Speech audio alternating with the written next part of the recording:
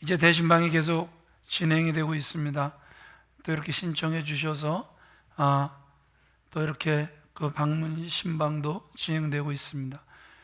저도 오라 하면 갈 거예요. 그러니까 이렇게 불러주시고, 그래서 말씀으로 다시 한번 풍성해지는 한 해가 되시길 바라고, 또 여러분들 우리 꿈나무들을 또 기억하셔서 많이 우리 꿈나무들을 후원해 주시기를 주 예수 그리스도의 이름으로 부탁을 드리겠습니다.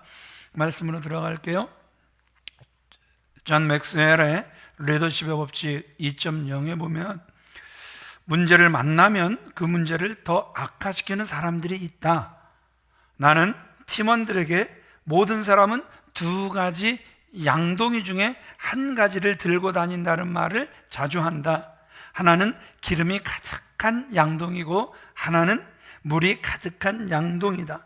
문제라는 불꽃을 만나면 사람들은 어떤 양동이를 사용할지 선택한다. 불꽃에 기름을 붓는 사람이 있는가 하면 그 불꽃에 물을 부어 끄는 사람이 있다. 당신 주변 사람들은 삶의 불꽃에 어떻게 반응하는가? 그 불꽃을 키우는 불쏘시개인가? 아니면 상황을 진정시키는 소방수인가? 문제의 기름 붓기를 좋아하는 사람들은 모든 리더와 교회의 짐덩어리다, 이렇게 이야기를 합니다. 여러분, 사람과의 관계 속에서 우리는 어떤 문제에 직면할 때 그 문제가 아무것도 아닌데 그 문제를 아주 큰 문제로 만들어버리는 불쏘시개를 보게 됩니다. 사람들과의 관계 속에서 이 정도면 어마어마한 문제인데 그 문제를 주님 손에 올려드리며 마치 아무 일도 없었던 것처럼 평안함을 유지하는 분들도 있습니다. 나는 소방수일까? 나는 오히려 기름을 붓는 자일까? 하나님께서 오늘 말씀을 통해서 알게 하시는 은혜가 있기를 원합니다. 자, 계속해서 우리는 다윗을 살피고 있습니다. 다윗이 광야 앞 하길라산에 있을 때 10사람들이 다윗이 이제 그 광야에 있다고, 하길라산에 있다고 이제 또 밀고를 합니다. 1절 같이 읽어보겠습니다. 시작. 10사람이 기브아에 와서 사울에게 말하여 이르되 다윗이 광야 앞 하길라산에 숨지 아니하였나이까 하매, 23장 19절 가서 보면 이 10사람들은요 아주 특기가 이르는 거예요. 고자질하는 거예요. 같은 참 이제 눈이 하나님이 열어주시지 않아서 눈이 멀게 되면 귀가 열려 있다고 하나 하나님의 하시는 일을, 하나님의 하시는 음성을 듣지 못하면 사람이 계속해서 악해지는 안타까운 모습을 보게 되죠. 분명 그 발 없는 말이 천리를 간다고 다윗이 사울을 그 아둘람굴에서 옷자락만 베고 살려준 그 일이 이스라엘 전체에 퍼졌을까요? 퍼졌을까요? 우리는 쉽게 상상할 수 있습니다. 이 발 없는 말이 얼마나 빨리 가는지. 분명히 하나님의 일하심을 그 10사람들이 분명히 보았을 것입니다.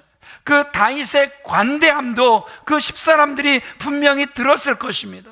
그럼에도 불구하고 사람이 한번 악해지려고 작정을 하면 끝없이 악해지는 이런 안타까운 모습도 우리는 보게 된다는 것이죠. 그 신고를 받은 사울이 또 3천의 군사를 이끌고 다윗을 잡으러 옵니다. 사람이 어찌 그럴 수가 있어, 우리는 말할 수 있겠지만 사람은 그래, 우리는 사울을 통해서 또 보게 된다는 것이죠. 이전에 자신을 살려줄 때 감격하여 울면서 내가 이 나라의 왕이 될 것이다 말했던 그 사울의 마음은 언제 그랬냐는 듯이 또 바뀌어 있음을, 제자리에 가 있음을 안타깝지만 보게 됩니다. 사울 왕이 다윗을 잡으러 다니다가 이제 밤이 되어 10항무지 한 곳에 이제 진을 치고 잠을 잡니다. 그런데 그날 밤 다윗에게 무슨 생각이 들어오냐 하면, 야, 우리 그 사울왕의 진영에 한번 들어가 볼까 하는, 몰라요, 개구진 생각인지 모르지만 누가 나와 함께 갈까 그랬더니 요압의 아우 아비새가 제가 함께 가겠습니다 선뜻 따라 나섰습니다. 사울이 자는 곳까지 막힘없이 들어가는 거예요. 몇 명이 지키고 있다고요? 3,000명이 둘러 지키고 있습니다. 그런데 이게 웬일입니까? 다윗이 그 진영 한가운데 들어가서 보니 아주 과간입니다. 5절 말씀 같이 읽어보겠습니다. 시작. 다윗이 일어나 사울이 진친 곳에 이르러 사울과 내레 아들 군사령관 아브넬이 머무는 곳을 본즉 사울이 진영 가운데 누웠고 백성은 그를 둘러 진치었더라. 사울 왕이 군사 3천을 움직이면서 분명 다윗이 자신에게 베푼 은혜를 기억했을 겁니다. 그럼에도 그가 취한 조치는 무엇입니까? 내가 그때 너무너무 당황해서 민망해서 내가 은혜를 못 갚았어. 그러니까 내가 요번엔 다윗 반드시 찾아내서 은혜를 갚아야 되겠어, 이런 마음입니까? 아니요. 여러분들 보세요. 자신이 지키겠다고 경비를 강화하는 모습을 우리에게 보여주고 있단 말입니다. 그래서 3,000명이 둘러싸게 하고 그 진영 한가운데 군 사령관과 함께 자고 있는 거란 말입니다. 자신을 철저히 보호하려고 하는 그 사울왕의 모습을 우리에게 보여주고 있다라는 것이죠. 그런데 보세요, 7절, 사울이 진영 가운데서 누워 자고 창은 머리곁 땅에 꽂혀 있고 아브넬 군사령관과 군인들은 사울을 둘러 누웠는지라. 그런데 여러분, 사울 왕이 그런 조치를 취하면 뭐합니까? 이상하죠? 3,000명이 잠을 자는데 분명히 보초도 있을 것인데 깨어있는 사람이 한 사람도 없더란 말입니다. 아니, 그날따라 잠 못 이루는 사람이, 불면증에 걸린 사람이 한 사람도 없는 거예요.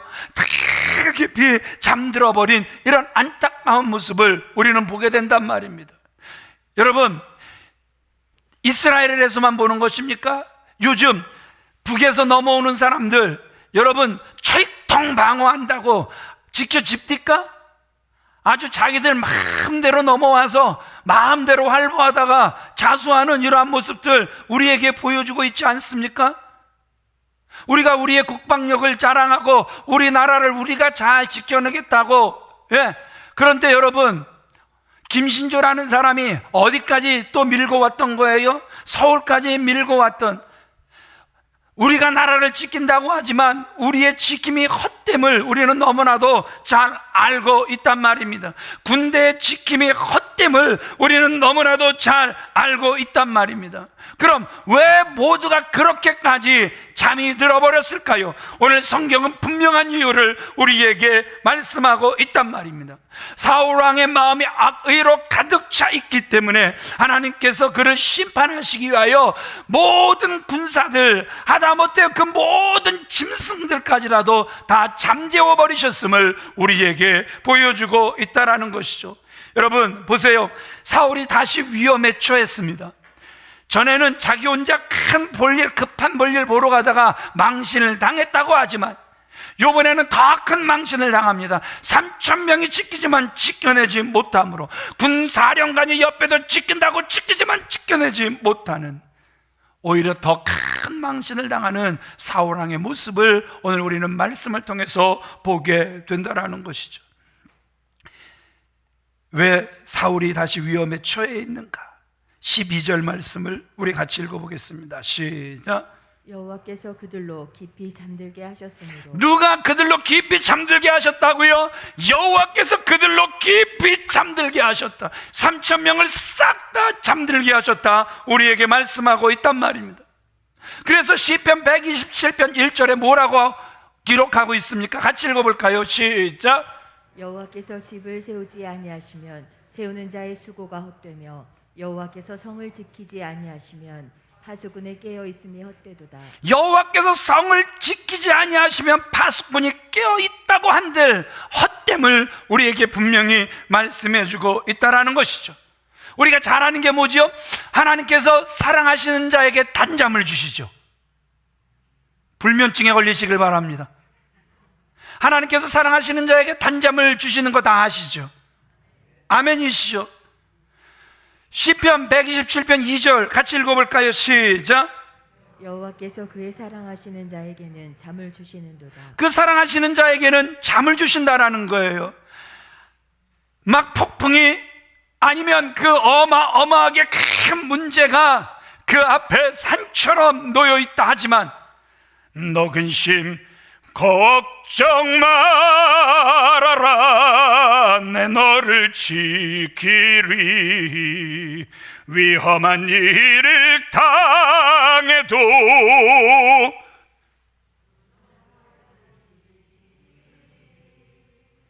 주 너를 지키리. 항상 나를 지킨다라는 확신은 없어요. 항상 옆에 사람을 지킨대요. 주 나를 지키리. 주 나를 지키리. 아무 때나 어디서나 주 나를 지키리. 늘 지켜 주시리. 아멘이시죠? 꼭 아멘이 되시길 바랍니다. 그런데 오늘 본문이 우리에게 보여주고 있는 것은 무엇입니까? 하나님은 원수들을 가둬놓으시기 위해 그들에게도 잠을 주시는 모습을 우리에게 보여주고 있다는 거예요. 그래서 깊은 잠에 빠져버리는 안타까운 모습도 우리는 보게 된다는 것이죠. 자, 시편 76편 5절 6절 말씀 같이 읽어보겠습니다. 시작. 마음이 강한 자도 가진 것을 빼앗기고 잠에 빠질 것이며 장사들도 모두 그들에게 도움을 줄 손을 만날 수 없도다. 야곱의 하나님이여, 주께서 꾸짖으심에 병고와 말이 다 깊이 잠들었나이다. 하나님이 꾸짖으심에 강한 자도 다 잠들어버리고 하나님이 꾸짖으심에 모든 짐승까지라도 다 잠들어버리는 이러한 모습을 우리는 말씀 속에서 보게 된다는 것이죠. 여러분, 이 말씀을 통해서 하나님 아버지께서 얼마나 쉽사리 강한 자를 약하게 하시는지, 지혜자를 어리석게 하시는지, 경계하는 자들을 무력하게 하시는지 우리에게 보여주고 계신다라는 것입니다. 그러므로 하나님의 사람들은 어제나 오늘이나 변함없이 주 여호와 하나님을 신뢰해야 될 줄 믿습니다. 다윗 옆에 있는 아비새가 다윗에게 그럽니다. 기회입니다. 죽입시다. 죽이자는 거예요. 8절 같이 읽습니다. 시작. 아비새가 다윗에게 이르되 하나님이 오늘 당신의 원수를 당신의 손에 넘기셨나이다. 그러므로 청하오니 내가 창으로 그를 찔러서 단번에 땅에 꽂게 하소서. 내가 그를 2번 찌를 것이 없으리이다 하니. 아비새가 지금 왜 이 말을 하고 있습니까? 아비새는 알거든요. 아둘람굴에서도 분명히 기회가 있었지만 죽이지 못하는 다윗을 분명히 안단 말입니다. 그러니까 다윗에게 뭐라고 간청하는 거예요? 이번엔 제가 하겠습니다. 제가 나서서 하겠다라는 거예요. 그러니까 어떻게 보면 다윗은 손 안 대고 코 풀 수 있는 정말 좋은 기회를 그는 가졌단 말입니다. 그런데 왜 다윗이 하나님 마음에 합한 사람인가를 우리에게 보여주고 있죠. 왜 합합니까? 다윗은 자기가 하고 싶지 않은 일을 남에게도 시키지를 않는 거예요. 우리는 어느 정도 우리의 지위가 올라가게 되면 그 힘을 이용하여 자기가 하고 싶지 않은 일들을 남들에게 너무 쉽게 자연스럽게 시키는 모습들을 보게 된단 말입니다. 그런데 다윗은 자기가 하고 싶지 않은 일, 하나님께도 기뻐하시지 않는 일은 아비새에게도 시키지 않는 모습을 우리에게 보여주고 있다는 것이죠. 그래서 또 한 번 사울을 살려주는 거예요. 9절 같이 읽겠습니다. 시작. 다윗이 아비새에게 이르되 죽이지 말라. 누구든지 손을 들어 여호와의 기름 부음 받은 자를 치면 죄가 없겠느냐 하고. 여호와의 기름 부음 받은 자를 내가 어떻게 죽이겠느냐. 결국 사울 머리맡에 있던 창과 그 물병만 가지고 다윗은 돌아섰습니다. 11절 같이 읽겠습니다. 시작. 내가 손을 들어 여호와의 기름 부음 받은 자를 치는 것을 여호와께서 금하시나니 너는 그의 머리 곁에 있는 창과 물병만 가지고 가자 하고. 여러분, 그저 우리가 성경을 읽으니까 야 그럴 수 있네 생각할 수 있지만 결코 지금 다윗이 하고 있는 행동 그 자체가 쉽지 않은 행동이란 말입니다. 왜 그렇습니까? 사울을 죽일 수 있었지만 아둘람 그 굴에서 옷자랑 베어서 살려주었단 말입니다. 죽음을 목전에 든 그 도피 생활에서 한 번 살려준 사람으로부터 계속해서 다윗은 그런데도 또 쫓기고 있는 거예요. 목숨의 위협을 받고 있는 거예요. 그러니까 한 번은 그래 내가 그래 살려줄게 살려줄 수 있지만 그 사람으로 인해서 또 쫓기고 있단 말입니다. 이런 배은망덕한 놈 같으니라고, 내가 한 번 살려줬으면 감사하게 생각해야지 끝까지 나를 죽이겠다고 나를 쫓아다녀. 이번엔 내가 너를 살려줄 수 없어. 죽여도 여러분 누가 뭐라 그럴 사람은 한 사람도 없을 거란 말입니다. 정말 다윗에게 있어서는 좋은 기회를 그가 가졌단 말입니다. 그럼에도 불구하고 여러분 사울 왕의 모습을 또 살려준다라는 거 결코 쉽지 않다라는 거 저와 여러분들 꼭 아셔야 된단 말입니다. 이 메시지를 저와 여러분들이 보시면서 하나님께서 주시는 한 가지 메시지를 발견할 수 있어야 됩니다. 그게 뭐냐 하면 따라합시다. 기다림. 뭐라고요? 기다림이에요. 아둘람굴에서 사울을 일자로 살려주었던 다윗의 위대한 모습, 그게 결코 순간적인 동정심이 아니었다라는 사실을, 아주 용서가 인격화되어 있는 그 모습을 우리에게 보여주고 있다라는 것이죠. 어떻게 그게 가능합니까? 주의 뜻을 알면, 주님이 하시는 일을 보면 얼마든지 가능하다라는 것이죠. 그래서 기독교는 무슨 종교예요? 체험의 종교라는 것이죠. 기다려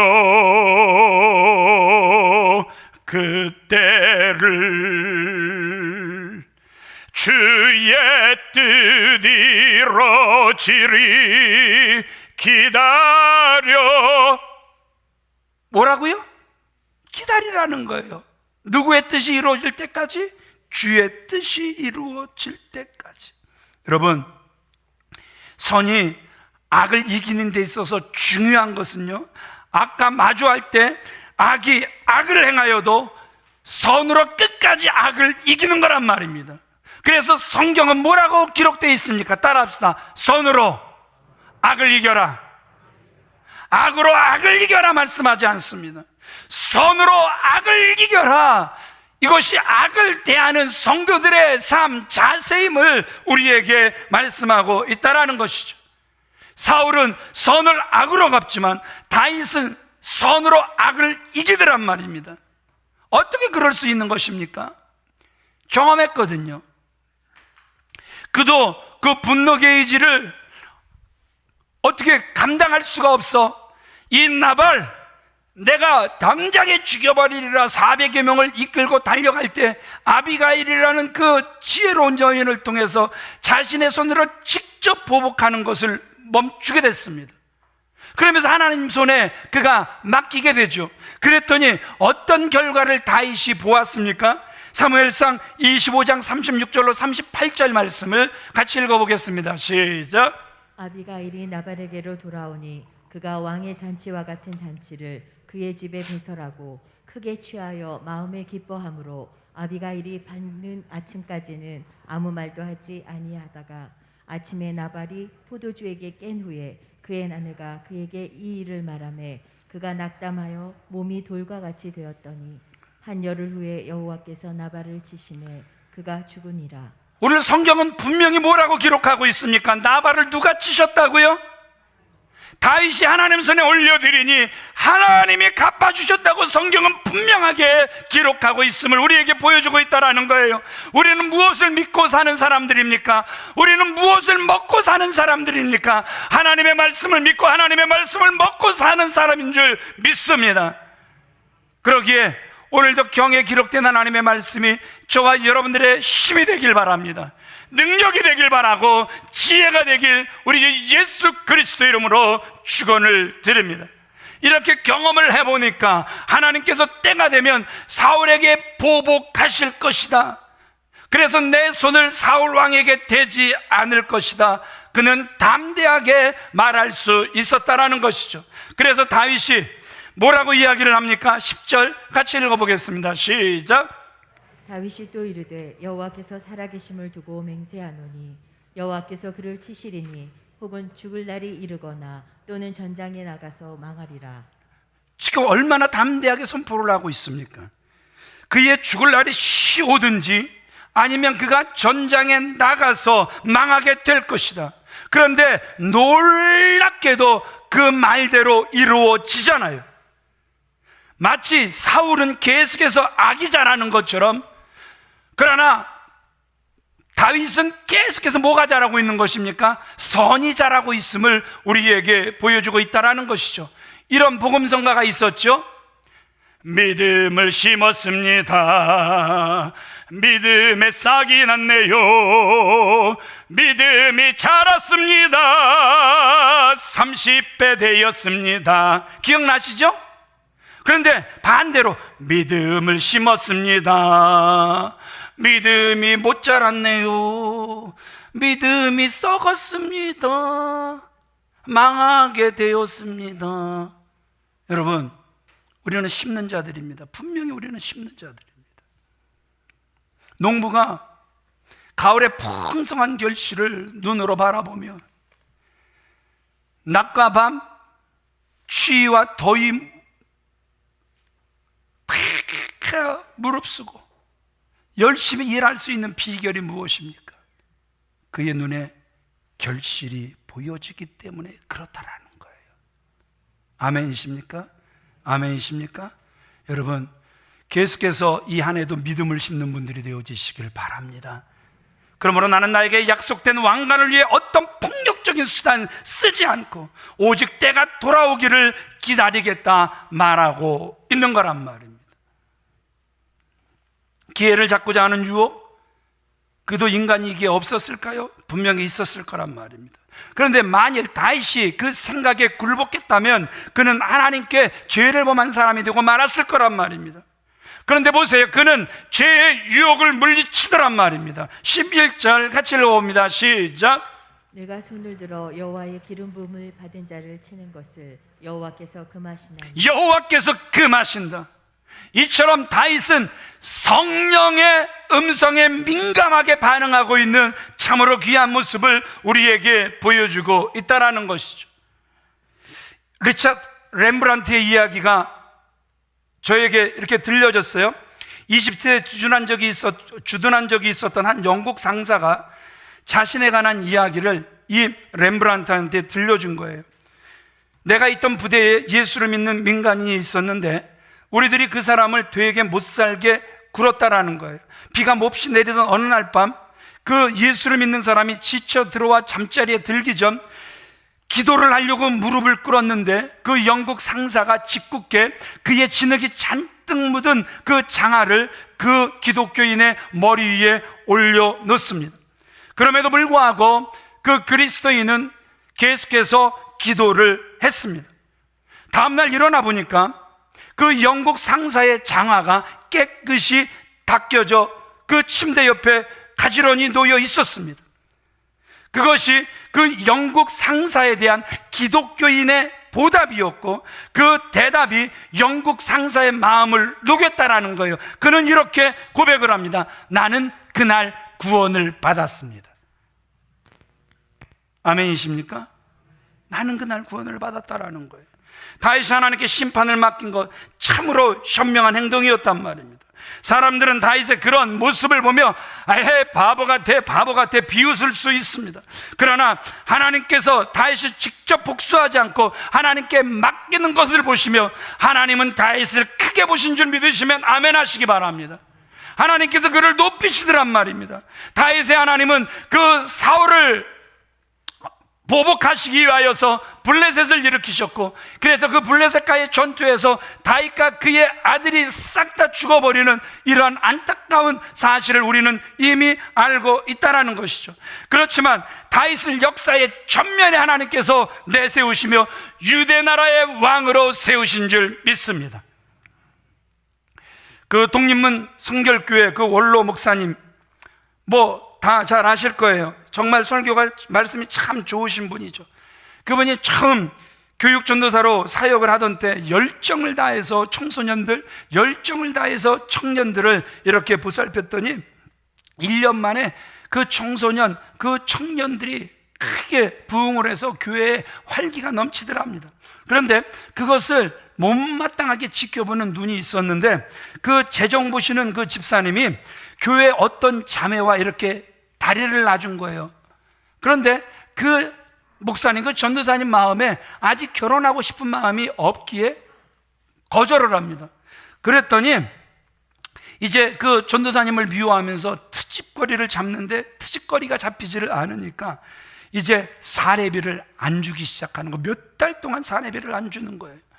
신학생이 몇 달째 사례비를 받지 못하니 여러분 얼마나 어려웠겠습니까? 그런데 어느 날 재직회의 그 재정 집사님이 그 보고하는 내용을 들어보니까 모든 생활비가 싹 다 나갔다, 이렇게 보고를 하는 거예요.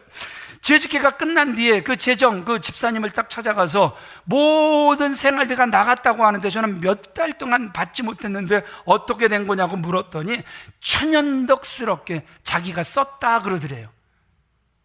웃기다, 되게 웃기다. 참 별 희한한 인간이 참 있다라는 거죠. 그래서 자초지종을 담임 목사님에게 싹 말씀을 드렸는데 담임 목사님도 아무 조치를 하지 않으시더라는 거예요. 그렇다고 교인들을 붙잡고 이야기하면 생활비는 받을 수 있겠지만 교회는 큰 시험에 휩싸이게 될 것 같더래요. 그래서 결국 교인들에게 아무 말도 하지 않고 눈물을 흘리면서 조용히 교회를 사임했다라는 거예요. 그런데 이 목사님이 뭐라고 간증을 해요?